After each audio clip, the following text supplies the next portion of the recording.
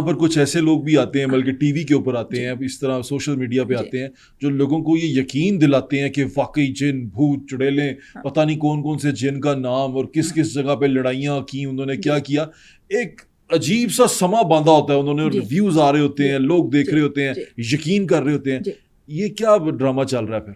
آپ مجھے جو بات بتا رہی ہیں میں آپ کا یقین کروں یا ان کا یقین کروں؟ جو